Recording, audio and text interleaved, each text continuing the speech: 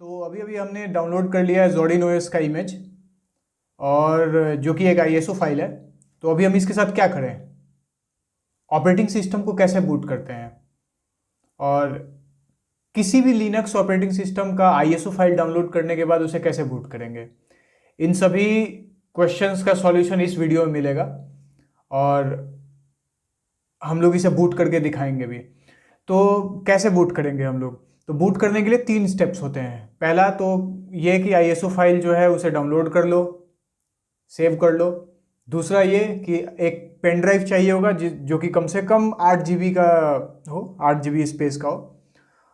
और तीसरी चीज़ कि पेन ड्राइव पे हम लोग इस ISO फाइल को राइट करवाएंगे, और फिर फाइनली हमारा जो कंप्यूटर है, जो भी लैपटॉप है या फिर डेस्कटॉप है, उसमें पेन ड्राइव को बूट करने के लिए क्या क्या सेटिंग्स और ऑप्शंस ऑन करने होंगे वो सारे चेक कर लेंगे, ऑन कर लेंगे, और उसके बाद हम लोग उसे बूट कर देंगे।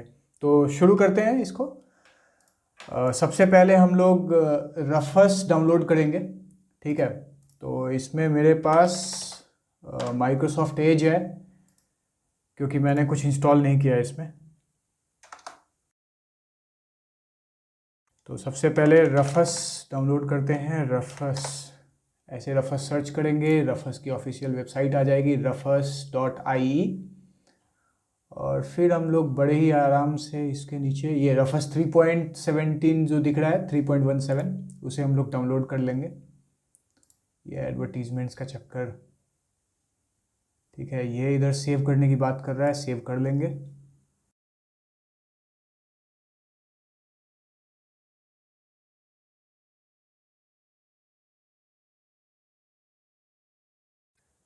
फिनिश डाउनलोडिंग, ठीक है। इसके बाद जो है क्या करेंगे कि अब हमारे पास रफस आ चुका है। तो इसके बाद हम लोग क्या करेंगे ना कि लैपटॉप में पेन ड्राइव को इंसर्ट कर लेंगे, या जो भी लैपटॉप है या डेस्कटॉप है उसमें पेन ड्राइव इंसर्ट कर लेंगे। ये पेन ड्राइव इंसर्ट हो गया।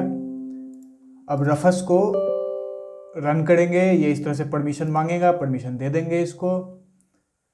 अब यहाँ पर कुछ इंपॉर्टेंट चीज़ें हैं। सबसे पहला कि पेन ड्राइव जो है वो सिलेक्ट करना होगा। तो पेन ड्राइव मैंने यहाँ जो इंसर्ट किया है 32 GB का, वो दिख रहा है, एक ही पेन ड्राइव है, तो सिलेक्ट करने जैसा कुछ है नहीं, एक ही है, वही सिलेक्ट हो गया। दूसरी चीज़, यहाँ ISO इमेज फाइल सेलेक्ट करने की बात कर रहा है। तो यहाँ पर सेलेक्ट बटन पर क्लिक करेंगे, और ये यहाँ पर Zorin OS जो है दिख रहा है ना, ISO फाइल है, डिस्क इमेज फाइल, ठीक है। इसे सेलेक्ट करेंगे, ओपन पर क्लिक करेंगे, और पार्टीशन स्कीम जो है वो MBR GPT, इसको जैसा है वैसा रहने देंगे, ठीक है। इसके साथ कोई छेड़छाड़ नहीं करेंगे। स्टार्ट। तो यहाँ पर एक चीज़ है कि एक ISO मोड में हम लोग Zorin OS का जो डेटा है, जो इमेज है, उसे हम लोग पेन ड्राइव पर एक ISO मोड में लिख सकते हैं, दूसरा DD मोड में। तो लिनक्स की जितने इमेजेस होते हैं, ISO फाइल्स होते हैं, उसको DD मोड में लिखना ज़्यादा बेटर होता है। तो हम लोग यहाँ DD मोड में लिखेंगे। टू कंटिन्यू, ये पूछ रहा है, ये बोल रहा है कि इस पेन ड्राइव का सारा डेटा बर्बाद कर दिया जाएगा। ठीक है, तो कर दो बर्बाद, मुझे क्या है। और थोड़ी देर यहाँ वेट करेंगे हम लोग।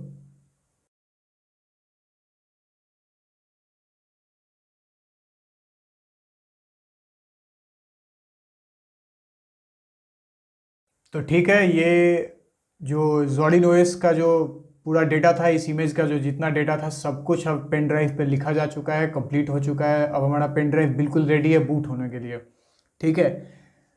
तो 2 स्टेप्स हो गए। तीसरा स्टेप क्या था? तीसरा स्टेप है कि भाई हमारा जो मशीन है, हमारा जो कंप्यूटर है या लैपटॉप है, उसमें बाहर से पेन ड्राइव बूट करने के लिए क्या क्या सुविधाएं हैं। तो जनरली बूट मेन्यू हमें ढूंढना पड़ता है। तो बूट मेन्यू के लिए हम लोग क्या करेंगे? बूट मेन्यू के लिए सबसे पहले हमें ये जानना होगा हमारी कौन सी कंपनी है। तो जैसे मेरा डेल है, तो डेल के लिए बूट मेन्यू कैसे खुलेगा? डेल बूट मेन्यू की, ऐसे सर्च करेंगे। आपकी जो भी कंपनी होगी, आपकी एसर हो, HP हो, है ना, कोई भी लैपटॉप की कंपनी हो या डेस्कटॉप की कंपनी हो, आप वैसे सर्च कर सकते हैं कि उसका यहाँ बूट मेन्यू का की क्या है। तो डेल का एक्चुअली F12 होता है, ठीक है। तो डेल के सारे, लगभग सारे के सारे जो लैपटॉप से मेरा इंस्पिरन है, तो उसमें F12 है, ठीक है। तो पहला यही चीज़ है कि पता कर लें कि कौन सा की है, ठीक। उसके बाद हम लोग बायोस सेटिंग्स में थोड़ी बहुत चीज़ें चेंज करेंगे, ठीक है। अब ये वाली जो चीज़ है ये थोड़ा सा डिफर करती है कि बायोस में क्या क्या चेंज करना है।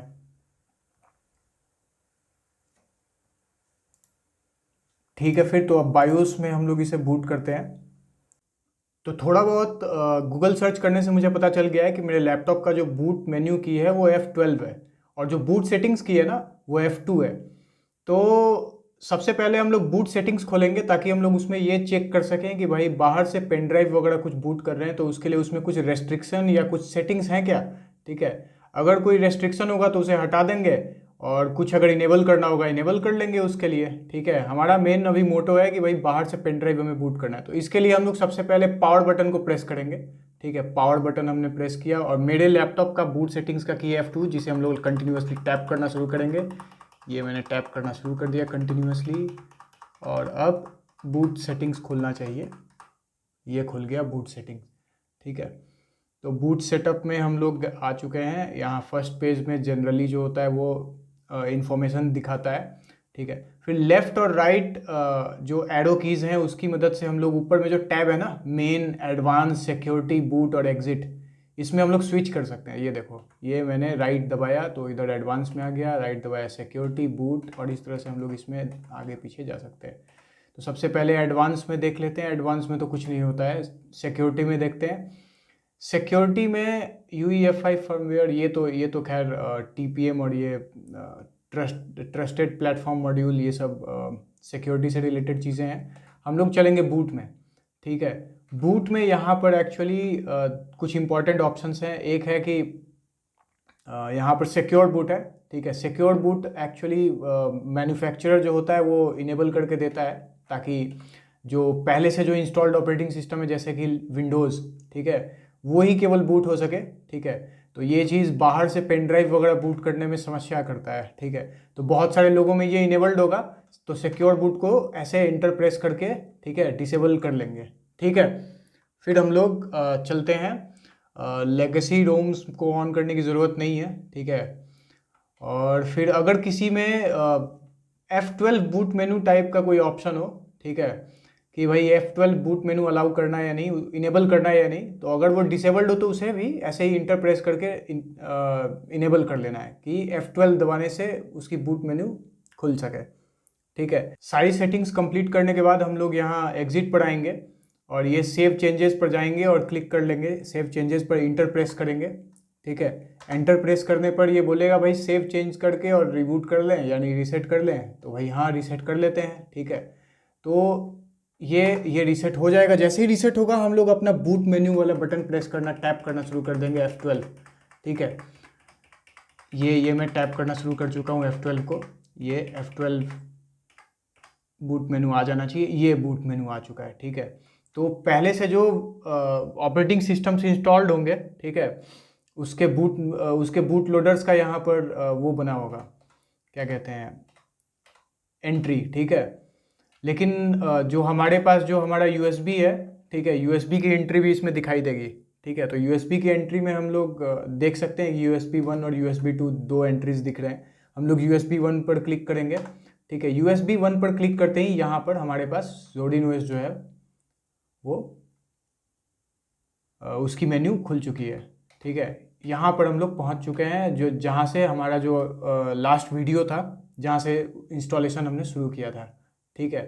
तो एक है ट्राई और इंस्टॉल ZordinOS, और एक है try ZordinOS with safe graphics, ठीक है। फिर फाइनली UEFI फर्मवेयर सेटिंग्स हैं, ठीक है, और पावर ऑफ है। तो ट्राई और इंस्टॉल ZordinOS पर जाएंगे।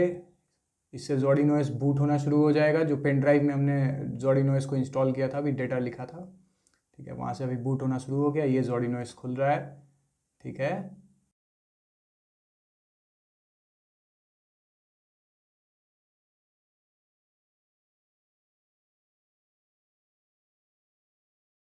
और ये हम लोग यहाँ उसी स्क्रीन पर आ चुके हैं जहाँ पर हमारा जो लास्ट वीडियो था, जिसमें हम लोगों ने इंस्टॉल करना दिखाया था कि ZordinOS को कैसे इंस्टॉल करना है। तो अब हम लोग इसके आगे हम लोग वो जो हमारा वीडियो था ZordinOS के ऊपर, जिसमें हमने ZordinOS इंस्टॉल किया था, उसको हम लोग फॉलो कर सकते हैं। लेकिन सेम मेथड यूज़ करके आप किसी भी दूसरे लिनक्स ऑपरेटिंग सिस्टम को भी बूट कर सकते हैं। लिनक्स मिंट हो गया, मंजारो हो गया, उबंटू हो गया, आर्क लिनक्स हो गया, किसी की भी आईएसओ फाइल आप डाउनलोड करके आराम से रफस के थ्रू जो है पेन ड्राइव में उसका इमेज राइट करवाएं और बूट मेन्यू से जा करके उसको उसकी एंट्री जो है यूएसबी एंट्री हो गया या फिर पेन ड्राइव की के नाम के साथ उसकी एंट्री दिखाएगा, उसे आप सेलेक्ट करके आप उसे बूट कर सकते हैं। तो इसके बाद आप हमारा इंस्टॉलिंग ज़ोडिन ओएस इन हिंदी वाला वीडियो देख सकते हैं और ज़ोडिन ओएस को काफ़ी इजीली अपने कंप्यूटर पे इंस्टॉल कर सकते हैं। अगर आपको किसी दूसरे लिनक्स ऑपरेटिंग सिस्टम के इंस्टॉलेशन का वीडियो चाहिए, कोई और डिस्ट्रीब्यूशन अगर आपके दिमाग में हो, तो आप कमेंट सेक्शन में हमें बताइए, हम आपके लिए वो वीडियो बनाएंगे। और आगे आने वाली हमारी जो सीरीज़ होगी वो अलग अलग लिनक्स डिस्ट्रीब्यूशंस के इंस्टॉलेशन पर ही बेस्ड होगी।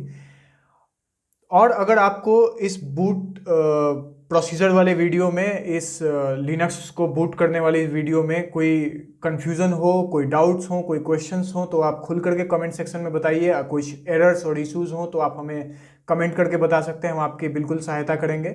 और इस वीडियो को लाइक और सब्सक्राइब और इस चैनल को सब्सक्राइब कर लीजिए, क्योंकि आगे बहुत कुछ मज़ेदार आने वाला है।